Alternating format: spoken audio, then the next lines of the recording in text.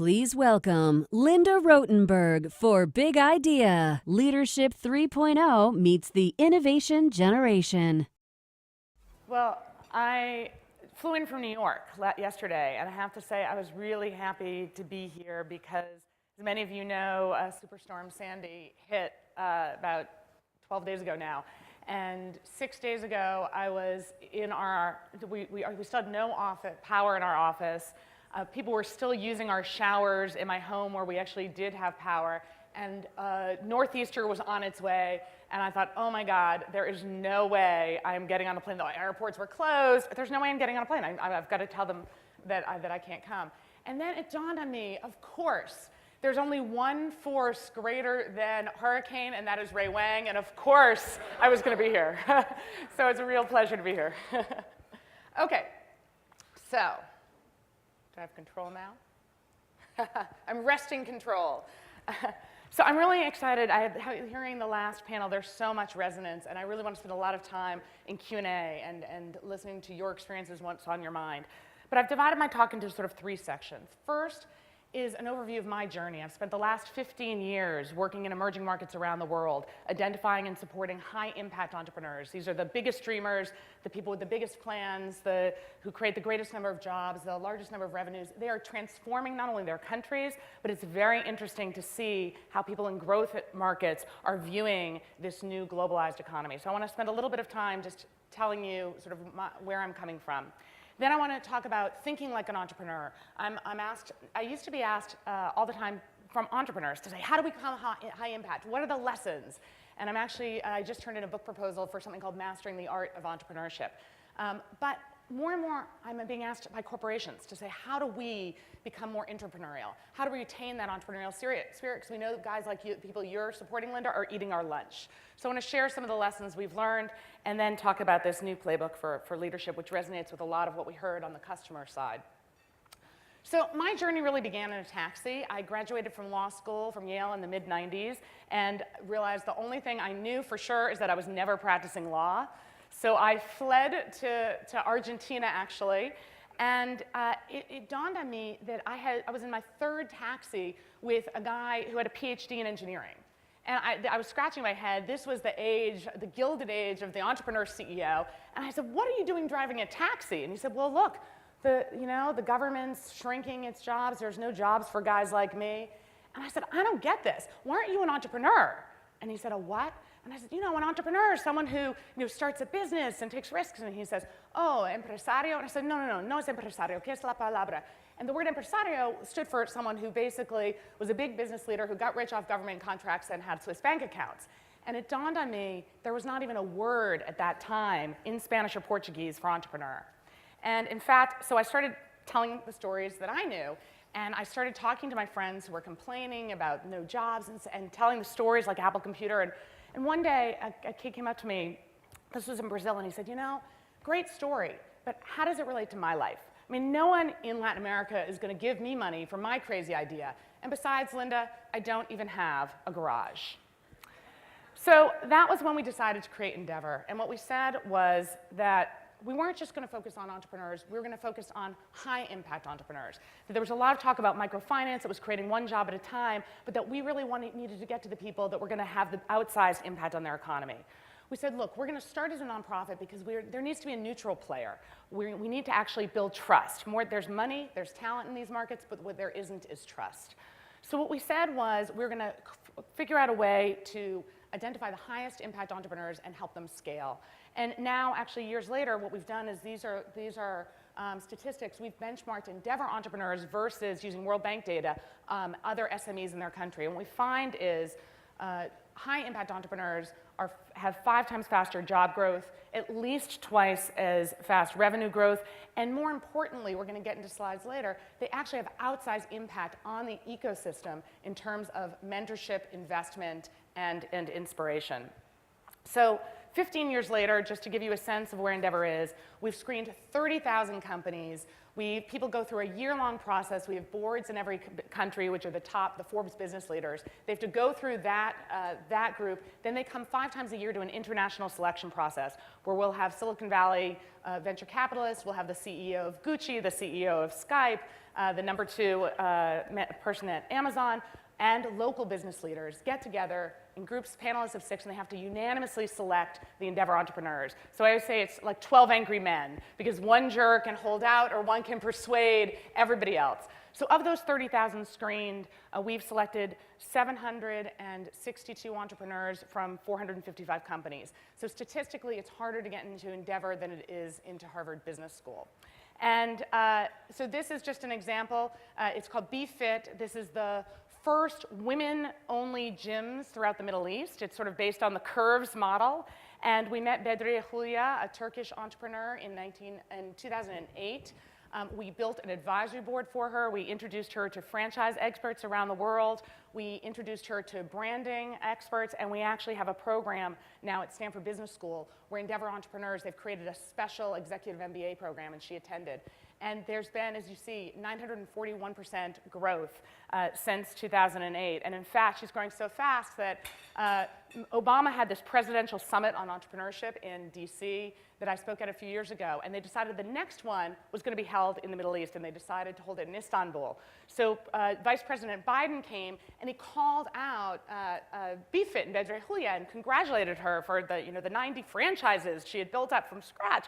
And so the gyms, and I saw her after. I said, Bedriye, this is fantastic. You just got a shout out from the Vice President of the United States. She said, yeah, but Linda, where are his fact checkers? I mean, 92, we're at 193. So we can't even the Vice President can't keep up with her growth. Collectively, those 455 companies last year generated $5 billion in revenues. They created 200,000 jobs. 2/3 of the growth comes after the involvement with Endeavor. So one of the things we're really learning is how do you identify the highest impact entrepreneurs and what makes a difference in terms of whether or not they succeed, they fail, and they grow big. We just started Endeavor Insight, which is a research arm. What we started saying is, look, we are amassing so much data about these growth markets. No one has access to these companies. So what we said was, one of the things we wanted to learn was, why, we started in Argentina, why is there this thriving tech community in Argentina? As I said 15 years ago, taxi drivers with engineering degrees didn't even think they could become startup leaders. Now you're seeing this thriving tech system, you're seeing community, you're seeing Google and Yahoo and Facebook put offices in Buenos Aires, the first in Latin America. We're seeing the tech community grow. And so what we did was, we interviewed 200 startups. Now, Endeavor's really about scale up. So usually you have to have some traction before you become an Endeavor entrepreneur. So we interviewed 200 people that were probably too early for us, so they were not yet in our pipeline. And we asked them 5 questions. First, who inspired you? Second, were you employed at an entrepreneurial company before you decided to start your own? Third, who mentored you? Fourth, who invested in you? And fifth, have you actually founded additional companies? Are you a serial entrepreneur? And what we did is we actually have a longer presentation, but if you start in the inner circle, these are the ones that were founded in 1990 to 1996. And then it goes outer, and you start seeing the connections building. And you start seeing the size of the circle gets bigger as more people have connections to you. So we found a few things. Number one is the top 3 companies have touch points with 80% of every other firm. Number 2, the Endeavor entrepreneurs are in teal. Actually, one of the other biggest blue guys was bought by one of our companies. But we said, okay, well, for fun, let's look at this map if Endeavor hadn't existed. And here's what it would look like. So we're seeing the power of networks.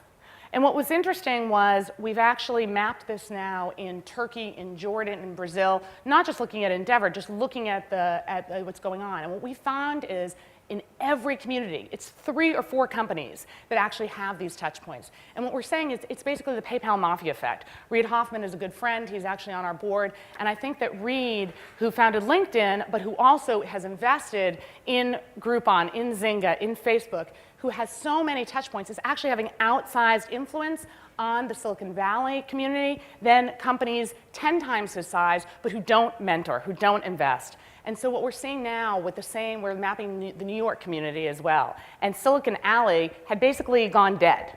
But now when you saw with a few VCs like Fred Wilson, a few entrepreneurs like Kevin Ryan of DoubleClick, now Gilt, they're now investing, they're now mentoring, and it's now coming back stronger, and what you're seeing is this multiplier effect. So one thing I would say is the importance of mentorship is key. We've also found that the #1 determinant of an entrepreneur's success, #1, surprised us, was whether there was a mentor who believed in their dream and supported them. So we are becoming big, big believers in the power of mentorship.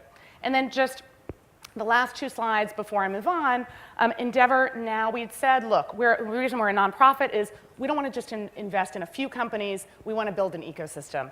But the world has changed. We now started an investor network. All the Silicon Valley and VCs, all the US private equity firms are now working with us to look to invest in these emerging markets. And we're saying it's very interesting. First, we're creating this new data set, knowing which markets are hot. Why is it that Brazil and Turkey, now Argentina are coming up, Indonesia and Mexico on the horizon? What's going on in the venture world, #1? And 2, we actually created something called Endeavor Catalyst. It's a passive co-investment arm of Endeavor. It's actually like an endowment, but we're now co-investing in our entrepreneurs. We've made our first 5 investments, and 80% of the returns will go back into an evergreen fund, and 20% will be used to make Endeavor self-sustaining based on our own entrepreneurs. But what's very interesting is we can only come in as a rules-based fund at $5 million of a round when there's a professional lead investor. So what's happening is a lot of investors are using the Catalyst as a way to up the amount of capital going into their companies. So just last year, our entrepreneurs raised $200 million during a time that was pretty tough, challenging for VC. And the last is we said after 15 years of working in the emerging markets, we got calls from Greece and Spain and Italy, so I've been joking that why not try the submerging ones? But history repeating itself. This should play a clip. Oops, can we hear? All right, is the sound not working? Call from Greece, a Greek business leader saying, can you take Endeavor's model to Greece? And I thought, this is the perfect time. When economies turn down, entrepreneurs look up. Okay, well, what you missed was, this was on Squawk Box, what you missed is the first part, which is Andrew Ross Sorkin. It's like 6:30 in the morning. I've woken up. I've like come into the headquarters and he gets on there. I thought he was going to be friendly. I've known him. He says, all right, Linda, if you're going to start doing business in Europe, why the hell would you start in Greece, of all places? He's like, are you crazy? And I thought this is back to our roots when I'd been La Chica Loca throughout Latin America, and now here again. But this is actually the next day, and this is the top Greek business newspaper had this caricature, and saying, look, now Greece is open to entrepreneurs. And in fact, yesterday, 2 days ago, we had 500 people in New York for our annual gala, and one of the people we interviewed was a company that's now an Endeavor entrepreneur, our first Endeavor entrepreneur from Greece. These were, and it was founded actually out of the crisis in 2011. This ex-banker realized that all his friends were depressed. They'd forgotten what was so great about Athens. So he started sending them just emails, just daily secrets about things that they might love about their city. And suddenly, these email subscriber lists had 1,000 people, then 10,000, then hundreds of thousands. Wait a minute, something's going on here. Today, Daily Secret operates in 11 countries. In fact, last week, if you're in San Francisco and you're on the list, you would have heard about a secret fortune cookie bakery. But he said this never would have happened if it weren't for the crisis. So that leads us to, what have we learned about thinking like an entrepreneur? The first is this, is that as someone who was called, so I first learned I was crazy when I walked in to the top real estate owner in Argentina. I was trying to get $200,000 from him. And this is a guy, Eduardo Elstein, who was known for making George Soros the largest landowner in the country at the time. He'd walked into Soros's office in the mid-90s, convinced him that Argentina was going to get out of its own recession and that was a good place to invest, walked out with $10 million and proceeded to turn Soros into this largest real estate owner. So I walked in, I had a 10-minute meeting with the guy. 5 minutes in, he looks at his watch and he says, okay, Linda, I'll try to get you a meeting with Soros, I get it. I said, no, Eduardo. I'm an entrepreneur, you're an entrepreneur. This is about starting an organization to support entrepreneurs. I want your time, your passion, and $200,000. So he turns to his right-hand guy. This is a bit in English. He says, you know, esta chica es loca. He said, you know, it's like a bad movie. She walks in, she seems kind of charming, and then it's like you're going to the shower and she's coming at you with a knife. And I said, look, Eduardo, he didn't realize I knew Spanish. I said, decepcionado, you know, I'm disappointed. This from the guy who walked into Soros and came out with $10 million. You're lucky I only asked you for $200,000. And his jaw dropped, and then he signed that day. He gave us the money, became chairman of the board Endeavor Argentina. The next time we went into the Brazilians, who ended up taking over Anheuser-Busch and Burger King, the price tag had gone up to $2 or $3 million.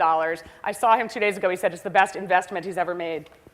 But one of the things that I say now is there's a corollary to this, and this is whether you're an entrepreneur or an intrapreneur. If no one is calling your idea crazy, then it means you're not thinking big enough. So this next one it relates to what I was just talking about in Greece, is that the entrepreneurs we see are using chaos as a catalyst. I speak at so many universities now, and so many young people are paralyzed. They're saying, there's no more stability in the world. What are we going to do? There are no more jobs. And what I tell them is, this is the best time to be an entrepreneur. This is the best time to create something new if you're in an old company. Because chaos is a catalyst. You know, stability favors the status quo, and if you're in the business of change making, this is when you have the time to capture the market share. These guys, some of which you know, they're the founders of Globant. They were 4 engineers living in Buenos Aires, and the peso collapsed. It devalued 67% in 2002, and they said, wait a minute, we have an opportunity now. All the outsourcing has gone to India. We now can compete on talent. We have the talent. We can compete on price. We're going to move outsourcing to Argentina, but we're going to do it with a twist, because we have creative talent here. So what we're going to do is become the best innovation software outsourcer in the world. We're going to combine engineering with design talent and art firms in Argentina. Today, their clients include Google, Disney, Electronic Arts, JP Morgan. They have 3,000 employees, over $100 million in revenue. They were just named one of the 3 fastest growing companies in the history of Argentina. And their goal is to become the number 1 software company in the world. Name is Globant. If you haven't heard of them, you will. And they say they never would have gotten started if it weren't for the crisis in Argentina. So lesson, use chaos as a catalyst. And often when I'm saying this, people are like, oh, yeah, but that's if you're an emerging market. You're so lucky now in the US. It's impossible. And you know, our friends at the Kauffman Foundation did some research a few years ago and reminded us that half the current Fortune 500 companies were founded in periods of recession or bear markets. Half the companies started in downturn. So this isn't just about the emerging markets. Okay, so this is Vinnie Lingam. He grew up on the color line in South Africa.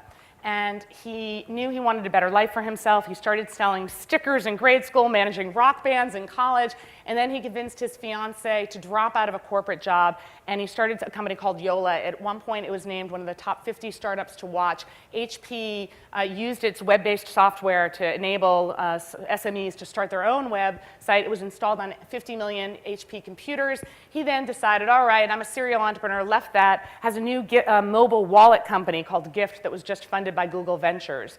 And what Vinny always says when he's always speaking to American audiences is, you guys in America are too overplanned. You're too over-behagged. You're too over-PowerPointed. He said, by the time you guys finish perfecting your PowerPoint, guys like me in the emerging world, we're eating your lunch because we're signing up loads of customers just getting it out there. And I think, you know, Mark Zuckerberg often talks about, you know, it's better to be fast than be perfect.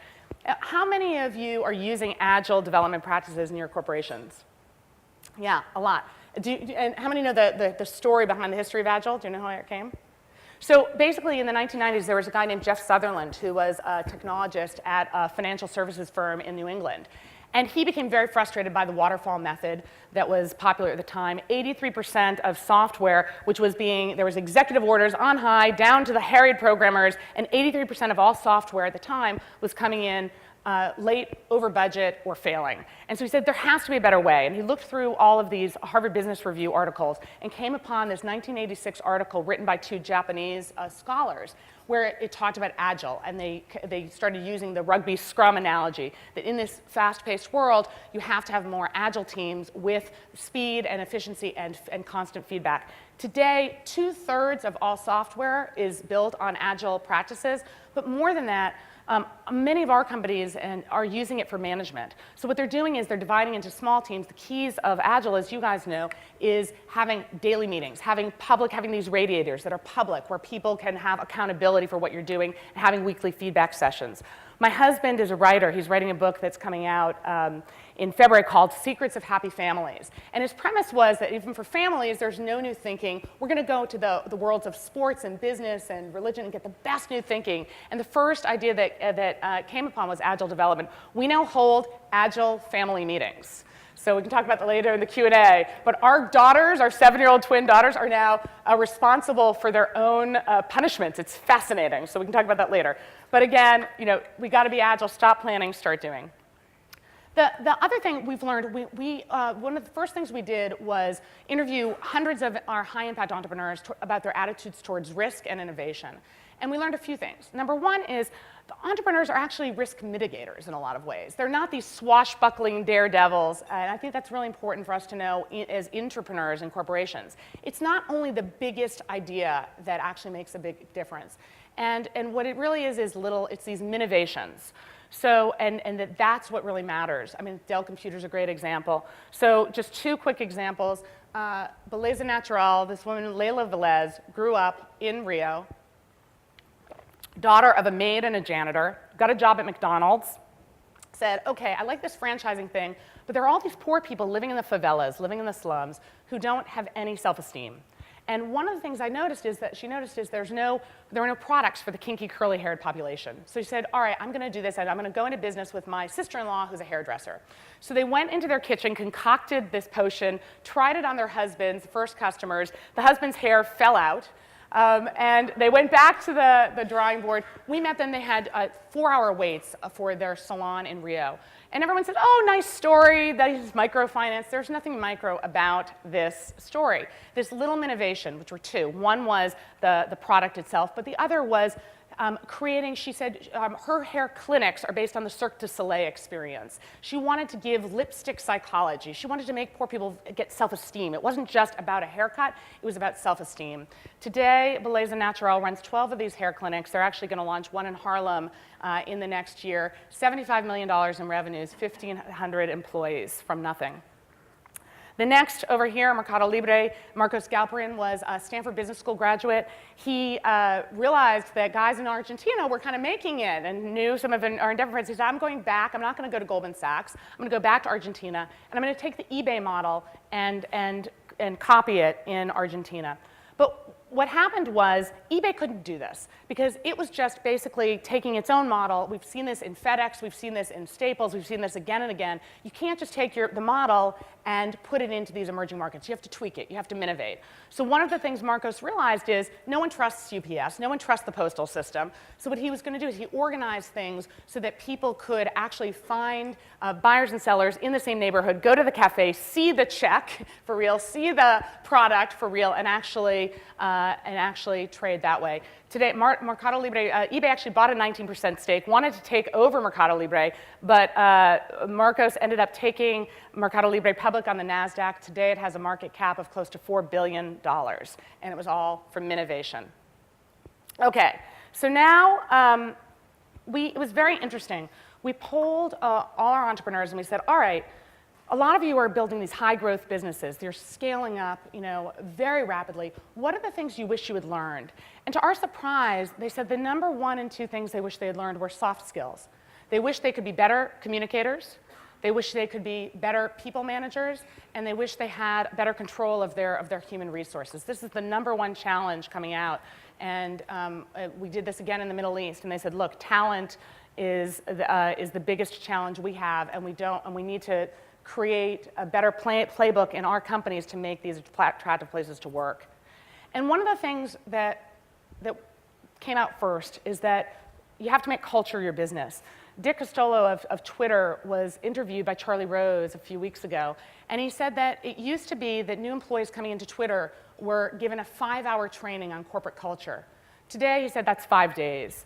And I think that what we're learning, both on the positive side, so many of our entrepreneurs, are creating Zappos-like culture books, or following the playbook of Howard Schultz, going back to take the reins of Starbucks and create this DNA of the corporate culture.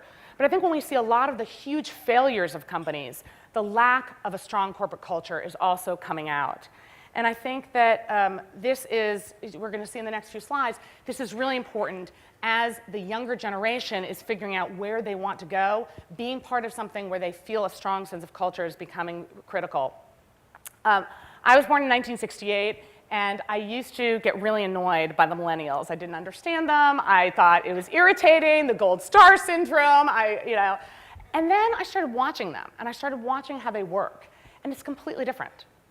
They don't care about how their own group is going to do or where they're going to get advancement. They want to know what everybody else is doing and how what they're doing fits into everybody else. They don't want to be siloed. They're interdisciplinary. They're obviously very networked. And what we found is, if you can't beat them, join them. So we actually changed the way we operate so that we could actually give them opportunities for this cross-disciplinary action. I was reading, the Walter Isaacson book on Steve Jobs, talking about how he actually changed the layout of Apple and was creating bathrooms in the center so people would have to congregate. We actually completely redid Endeavor's layout to create more opportunities for small, medium, and large size conference rooms. It's completely changed the way our work is done. We have Chatter now, Salesforce Chatter, we use to have interdisciplinary teams, cross-cultural teams. So people from Brazil and Indonesia and South Africa are now working together on problems. A lot of our companies are now doing this. So a lot of them are actually sending out problems not to 30 experts, but to 3,000 employees at a time. A lot of people are using these House of Genius style, South by Southwest, there's House of Genius, where if you have a problem, you don't just get feedback from your direct manager, you get 20 interdisciplinary experts from either within the corporation or outside to weigh in on this.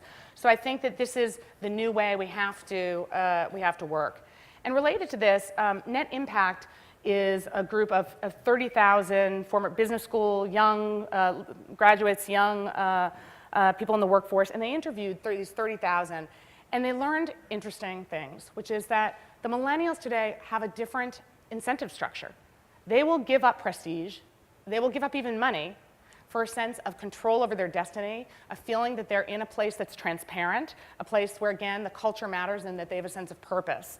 And it's funny because Endeavor, obviously we're a nonprofit, but everybody comes from the private sector. We're one of the top recruiters at Harvard and Stanford Business School. Our top employees came from years at Dell and Google and Bloomberg, et cetera. And I said, well, what are we going to do? We can compete on the base and bonus, but we'll never have stock options. So I came up with this term years ago called psychic equity. And I said, if you're at Endeavor, you have lots of psychic equity. And then when 2008 hit, I said, hey, psychic equity is pretty good. It can't be clawed back. It doesn't devalue. But what began as sort of defensive and a joke, I actually now think is the most important thing. That number one, only 20% of venture-backed companies in this country go public. Number two, our entrepreneurs living in these markets they can give stock options, but many of them are not going to amount to anything. And number three, even if you're a big corporation that's already public, just focusing on those financial incentives means everyone's just watching the ticker price. And that's how they're gauging the success. And if it's up, it's up. If they're down, it's down. And I think that what we've learned is this psychic equity can change things. So this is Spoleto. It's it's a Brazilian firm. Now has 6,000 employees, restaurants throughout Brazil, but it almost went bankrupt as the Brazilian real devalued. And what the owner realized is that he needed a way to allow staff to feel connected. And what he did is he changed the style so that it's a fast food pasta place, you can choose your toppings, and he trained chefs in these juggling acts and made them like a Benihana style act. And what happened was, in the retail industry in Brazil, there's 120% turnover. He has 40% turnover. And what people say is they feel so much part of the Spoleto culture, this psychic equity. They are so proud to work there. I think that you can't undervalue the psychic equity. The other thing is we've done a lot of work into this new social business, social impact. What does this mean? CSR. And we found is the following. On the one hand, if you're doing something that is operating in healthcare, in education, in the included in finance, you've got to focus on profits. You can't be social without focusing on profits, or you'll never scale. This is a Mexican healthcare company that's now transforming, Mexican healthcare through technology. And he says, even though I'm in the healthcare industry, even though people feel good about what they're doing and helping sick kids, we focus on profits. On the other hand, many of you, know Mark Benioff of Salesforce, and he started a 1-1-1 project. It's 1% of profits, 1% of equity, or product, 1% of equity, and 1% of employees' time will be used helping underserved populations.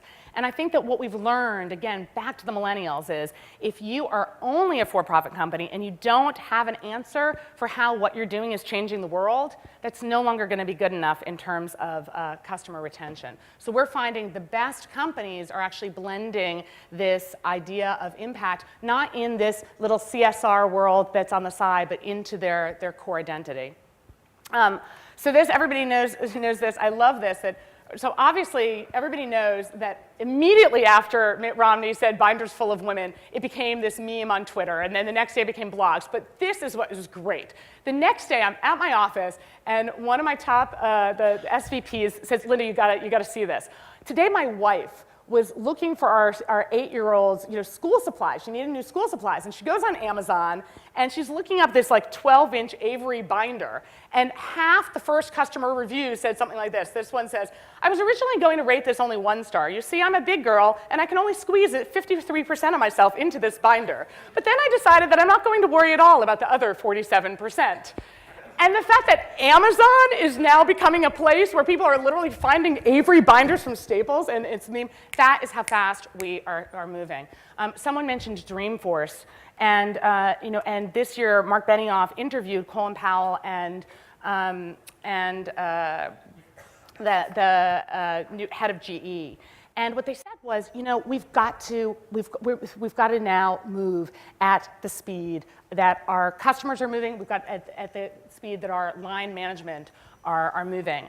And that this is a new world. And I think what's happening is that the middle managers are being almost disintermediated. Because now the CEOs who used to rely on things to filter through so many layers, now through Twitter, through things like Chatter and Yammer and getting blogs, can get right to the customers. This is what's changing the world, and I think that unless people within every aspect of the corporation understand this delayering effect, it's actually, that's who's going to win. And so, no more commandments, you're not Moses. The top-down autocratic style doesn't work anymore. And in fact, I got in trouble with my staff actually for just tweeting and going on to the outside world. And they said, "Linda, but you need to get on our Salesforce Chatter, because people need to know inside the company we have 252 employees in 17 countries. They need to know what you're thinking too. And you can't just be externally focused, you have to be internally focused." So I ended up challenging our presidents from Mexico and moved to New York. I challenged him to a Chatter throwdown. But of course, he's Mexican, so he started offering people tequila if they liked his messages more.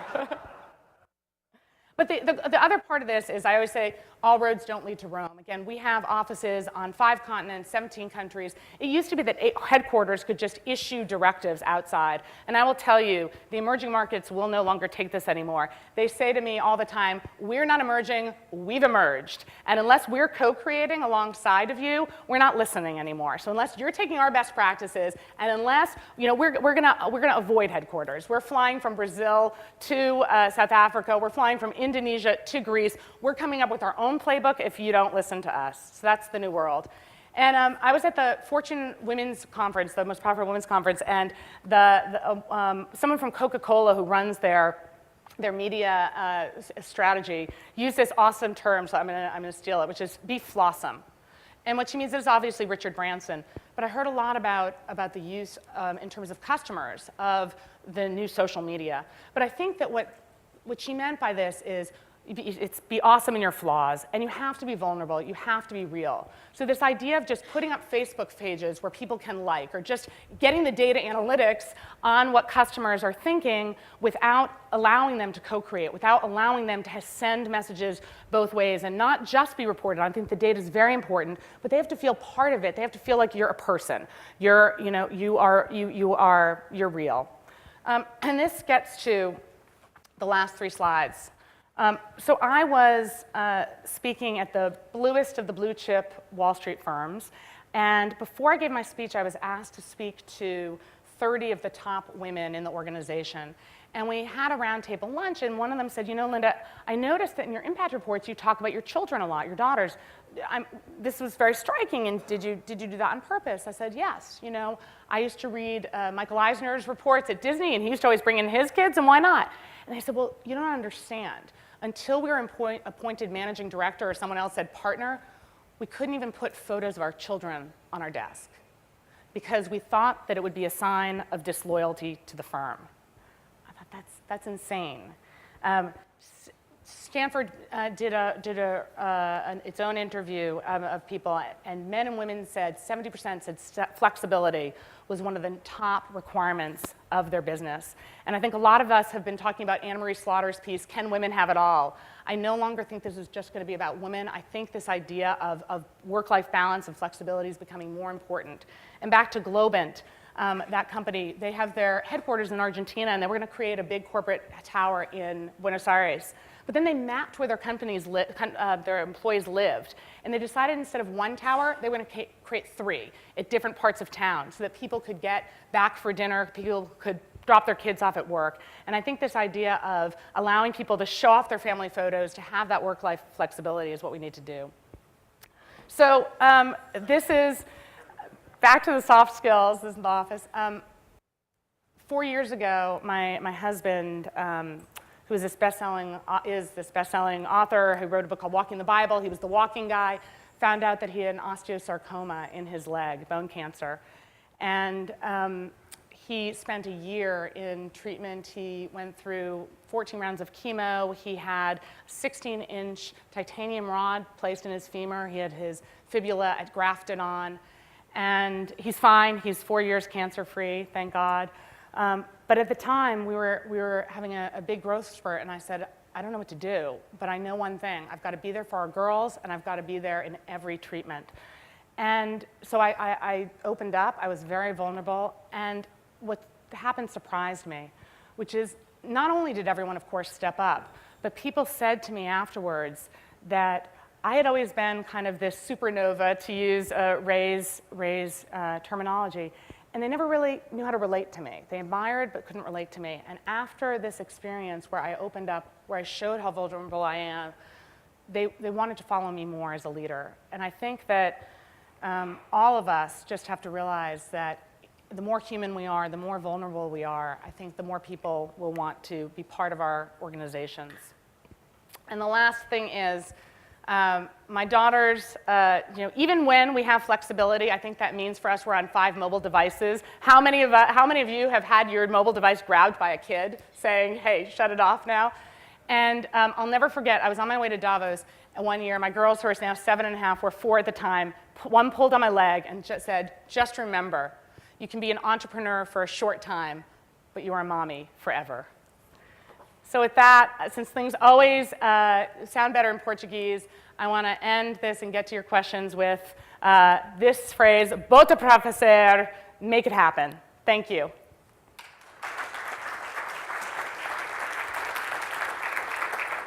Yes? Yes? Yeah, it's called Mastering the Art of Entrepreneurship. And basically, it's looking at, in much more robust form, we've now, as I said, screened 30,000 entrepreneurs from around the world, and it's basically a few parts. Part of it is looking at these broader lessons, but a lot is actually mining the lessons, mining the data about what actually makes the difference between whether someone is high impact and how they get there. And looking at all of the, I'm asked all the time, let me step back. When we started Endeavor, I used to say, we're taking the magic of Silicon Valley, bottling it up, and sprinkling it in places where there's talent, there are ideas, but there's no support system. And I am so surprised how often today young people ask me if I'll do the inverse. So many people say, well, we don't have this anymore in the US. We've lost our mojo. Can you bottle up all that energy and excitement you're seeing in these growth markets and bring it back home? And it's so stunning to me. And so I believe that this country has the greatest entrepreneurial spirit. But if what I can do is sort of take my 15 years of working around the world with people in all these crazy environments and seeing what they're doing and bring it back home and bring some lessons, that's the goal, to inspire the kid with the lemonade stand, or the middle worker management who wants to now start a B&B, or the college grad with an internet idea. That's the idea. How do you mine that and bring it back home to the US? It'll be out in 2014. Questions, thoughts, experiences? Yeah, well, I'll come back in a second. Yep, there, and then we'll come back.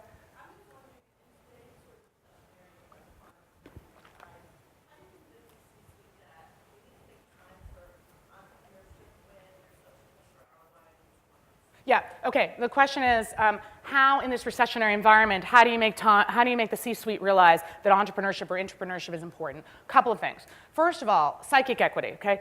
It doesn't cost that much. So there was an example of a Madison Avenue firm that actually decided it was having challenges. Obviously, Madison Avenue is now being disintermediated itself.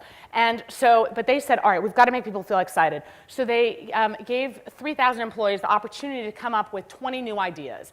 Okay, the top prize was $5,000 and the chance to implement that idea.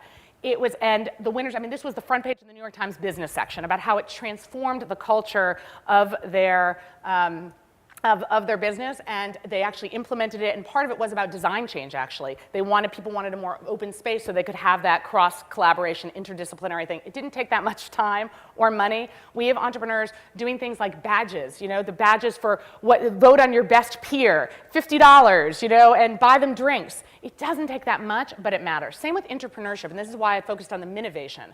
A lot of times people think, well, we can't do this because it's going to cost so much money, and we're going to have to change. I mean, even having teams come up in cross-disciplinary advertising, these tweaks, it doesn't take often that much time, money, or effort. People who are now closer to the customers and saying, you know what, your data analytics are great, and they may say one thing, but you're missing something. I sort of disagree with the last one. I mean, it is science, but it's also art, too. I really think you need both. And so I actually think that what's happening is, I think the CEOs are getting this. I think that they are now realizing, as Jeff Immelt of GE said, that he now can go to his line management in mining and get all of this information on sales that he's now filtering up to their bosses. I think that what we need to realize is, in the middle, you join this entrepreneurial process. I think that if people hold on too much to this top-down layered power, that's what's no longer going to work anymore. There's going to be so much pressure from below and from outside. So I actually think corporations that get this, that are allowing people to feel the co-creation, feel part of the bigger culture, feel part of this psychic equity, and little steps go a long way. I think that when we think, oh my God, it's going to ruin our quarter, and Wall Street's not going to like this, or it's going to take too much money, that's where we get paralyzed. So I'm really seeing, I was just with GE, and a lot of people are creating these innovation labs within their own companies, bringing in experts. I think the best companies are realizing they have to transform. Yeah, you had another? Yes.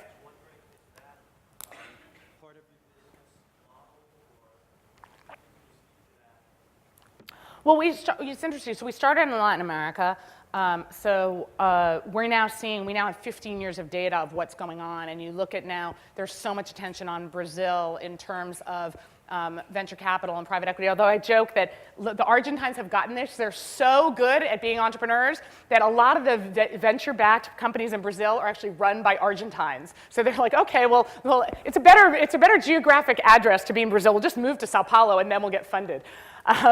But actually now we're seeing Indonesia is becoming a huge hotspot. We have companies there. You're gonna start hearing a lot about that. Turkey, we're seeing a lot of deals. So one of the Catalyst-backed companies I mentioned was co-funded by General Atlantic Partners, one of the top PE firms in New York. The first, and it was its first investment in Turkey. That's becoming big. I think when you look at places, the other thing is people are saying, oh, well, it's all these copycats. What I will say is, right now, the first wave has been the copycats, the FedEx of the Middle East, the Staples of Latin America, the eBay. But mobile social, The people it used to be that all my text messages came from South Africa, Latin America, Turkey, Indonesia. They're some of the biggest users of Facebook, and I actually think in mobile and social, we're actually going to see first generation innovations come out there, and we're going to be the ones copying. I just think kids have grown up using mobile devices for everything because they didn't have the landlines. So that's what's going to happen, is if we're not aware, and what's happening, as I said, then forget B2B and B2C, it's E to E.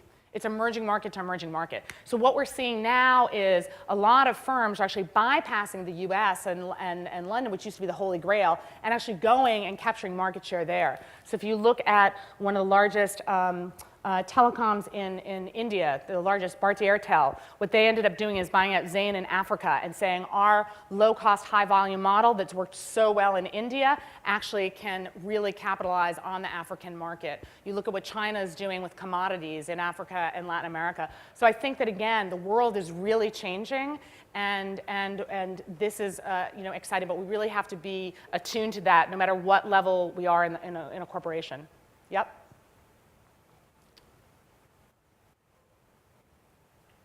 Anything else? Yeah. I'm just wondering if you mentioned entrepreneurship. Yeah. What are some of the differences between entrepreneurship and intrapreneurship, or some of the hurdles that? Yeah.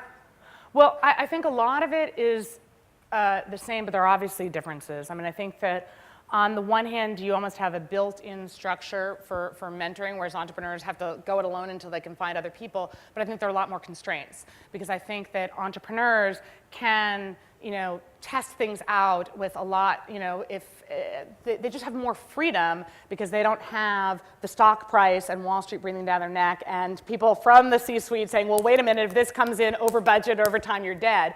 So I think that in some ways, that crazy is a compliment. I mean, it almost has to apply more to the entrepreneur. I think you really have to have a lot of chutzpah and belief. But I think the more, and this is where I agree with the data analysts, the more people can embed with their ideas with what's coming from customers, what's coming from how this is going to make the company more profitable. Seeing on the ground, I think that people who have their ear to the ground just have so much more power these days. But I think it's hard because there has to be a lot of courage at the top to say, even if this doesn't work, even if it means one quarter that's not so great, we're going to go for it. I mean, I think it was Amazon's stock price was killed based on one acquisition, right?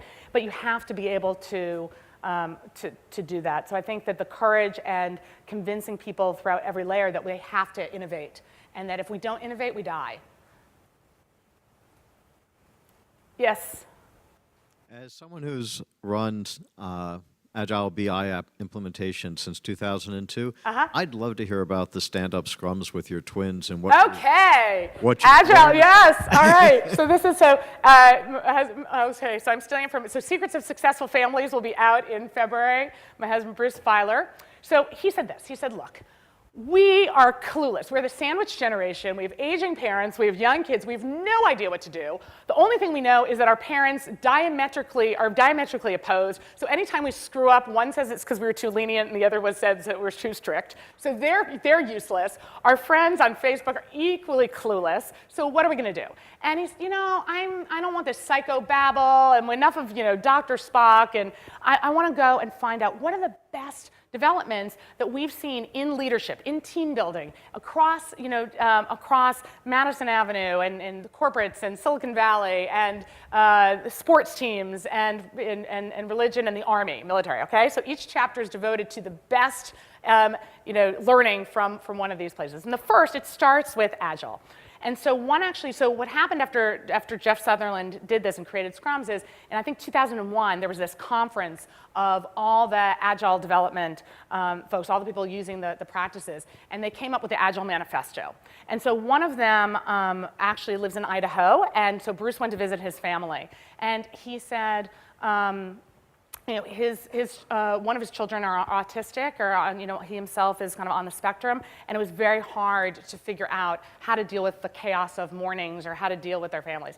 So what they did was they had this radiator, this information radiator, like basically a signpost in their bedroom, Bruce called me up. He said, Linda, you're not gonna, this was the most amazing day I've ever spent in my life. He was calling from Idaho, and what happened was their 4 kids had gotten up in the morning. The mother was sitting down, putting her feet up, drinking coffee, watching while these kids ran up and down, making their bed, checking off in progress, completed for every task. Then set the table, in progress, completed. Brush your teeth, in progress, completed. They were running up and down stairs, and then at the end, she was able to ask them questions about their homework and kissing them goodbye. And he said, oh my God, this has nothing to do with our mornings where they're fighting over socks and I'm threatening them if they don't drink their milk. He said, we have to do this. So every Sunday, we have an agile, I have to say we implemented these information radiators. Half the time they forget to check them off, but it's made a progress. But what's really changed our lives, the one thing that has changed our lives is these agile family meetings. So every Sunday we have a 30-minute meeting. We start off, my husband was actually a children's theater director at one point, so we start off with some theater games, getting everyone in the spirit. And we go around and we ask 3 questions. What worked in our family this week? What didn't work? And what can we do what are we going to work on next week to improve it, okay? Not what happened good to me. So and what comes out of these mouths of then 6-year-olds, now 7, was incredible. They said, well, I think that what worked well was, Tybee, my daughter's names are Tybee, and Tybee got hurt, and I thought we all came together as a family to help her. I thought, okay, that's pretty good. What didn't work well? There wasn't very much listening. And by the way, there was a lot of screaming on the parents, too.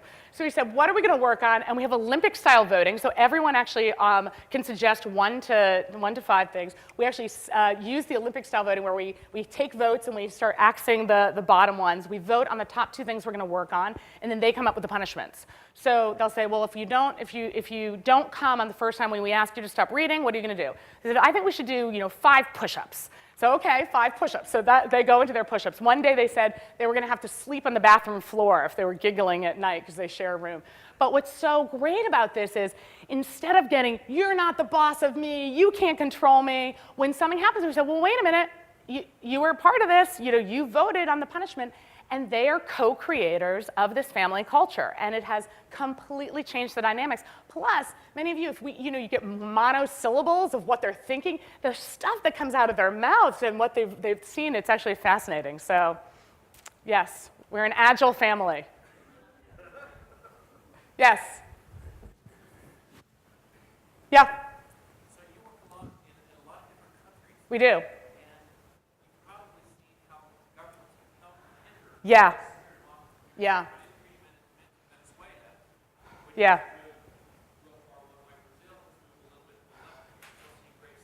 Yes.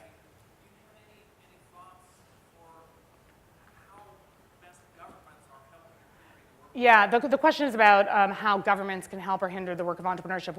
I'm on this council for the World Economic Forum to help advise governments and the private sector leaders about how can you create entrepreneurial ecosystems in your countries. And I'll say 2 things. I mean, I used to just have, they should just get out of the way, I do think the one thing, the World Bank comes out with this report, this Doing Business report every year, and it baffles me, because they always say the #1 hindrance to becoming an entrepreneur is the red tape, the number of days it takes to start a business. Like, this is irrelevant.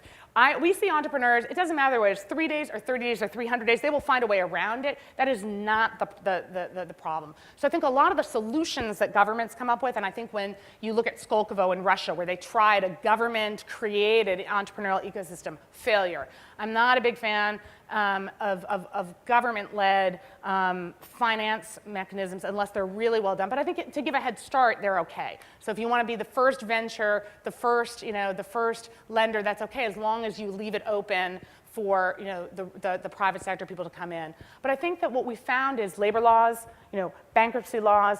In a lot of places, you have to, if you fire someone, you have to pay them you've hired them for 3 months, you have to pay them for a year. That's why France is having a hard time having entrepreneurs. So I feel like there are things you can do. I also think, though, don't underestimate the power of role models. And I think even if countries and their presidents hold up the examples of these people who are starting things from scratch and becoming the heroes, that giving them the platform, giving them some Inc. makes a huge difference because people say, you know what, if he can do it, I can too. If she can, I can do it too. So I think that government, that they get too detailed into creating new institutions, if they really could just use their platforms, use the spotlights, hear from entrepreneurs what laws are just not working, what regulatory changes need to be made to allow for exits, to allow for intellectual property, that's great. But I would say, first, listen to entrepreneurs, don't try to create top-down solutions. And second, realize that the biggest thing you can do is just use your platform to celebrate entrepreneurs. I think we need in this country too. I think a lot of people were saying what Barack Obama needs to do now is celebrate small business leaders, celebrate entrepreneurs. And so I think this goes for our country as well. Hi. This week there was an article came out having a shot at Tim Cook for being a manager, not a leader. How do you see the difference between management and leadership? Okay, the question is about the difference between management and leadership. I think that today, no one has to follow anyone. As I said, people have information at their disposal. It used to be that all the answers came from the C-suite, and if you were waiting, to hear what they had to say to be able to do your job. People have so much information now, they're so empowered, they're not just going to follow everyone. So if by managing you're just using your title, you're using your authority, it's not going to work anymore. I really think leadership is about having a vision and about inspiring people. Because people want to be led, they want to follow somebody, but they want to follow someone who believes in them, who empowers them, who gives them flexibility, who's transparent. And so I think that leaders that have a vision that people want to follow, that are transparent, that allow themselves to be vulnerable and human, I think they're the people that ultimately people want to work with. I think that it's very interesting what's going to happen with Apple. To be honest, you had, even as a customer, okay, I'll speak for myself. I was someone who, I believed in the genius of Steve Jobs, and I loved my Apple products.